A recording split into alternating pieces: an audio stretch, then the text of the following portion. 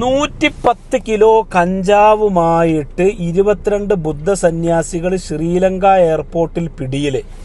ബുദ്ധ സന്യാസികളല്ല, റിപ്പോർട്ടറിന് എന്തായാലും മാറിപ്പോയിട്ടുണ്ട്.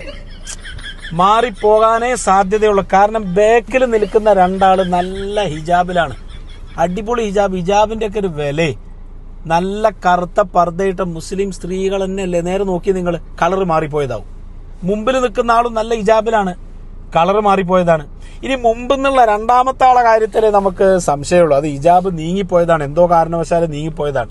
മുസ്ലിം സ്ത്രീകൾ തന്നെയാണതേ, അത് റിപ്പോർട്ടറിന് മാറിപ്പോയതാണ്. പിന്നെ ഇപ്പൊ 110 കിലോ അല്ലേ, സന്യാസിമാരൊക്കെ ആണെങ്കിൽ ഒരു 250 അല്ലേ കടത്തുക. അല്ല, അത് ഞാൻ പറഞ്ഞപ്പോ മാറിപ്പോയതാട്ടോ. ഒരു 10 കിലോ ഒക്കെ അല്ലേ, കുടുംബം കഴിഞ്ഞു പോവാനേ.